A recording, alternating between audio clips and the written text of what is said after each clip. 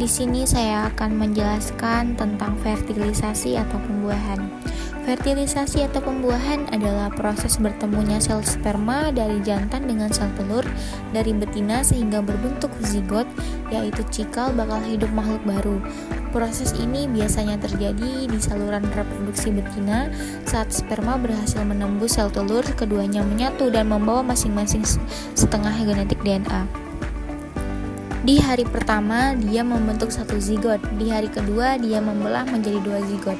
Di hari ketiga, dia membelah lagi menjadi 4 zigot. Dan di hari keempat membentuk sel. Dan di hari kelima, dia timbul menjadi blastosis. Dan yang terakhir, telah membentuk embrio. Rahim yaitu tempat berkembangnya janin setelah fertilisasi. Lapisan dalam rahim, lapisan yang melapisi dinding rahim menjadi tempat implantasi embrio setelah pembukaan.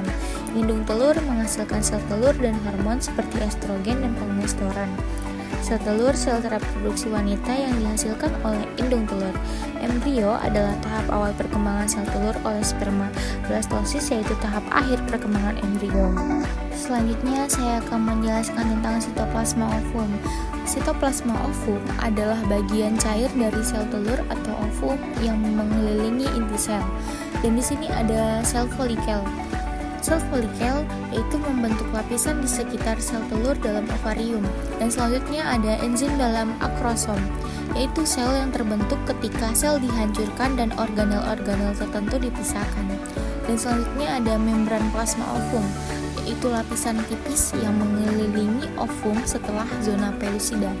Dan selanjutnya ada zona pelusida, yaitu lapisan glikoprotein yang mengelilingi sel telur. Dan selanjutnya ada badan basal sperma, yaitu struktur yang berada pada bagian awal ekor sperma. Dan selanjutnya ada nukleus sperma, yaitu inti sel sperma yang berada di dalam sel telur setelah proses fertilisasi.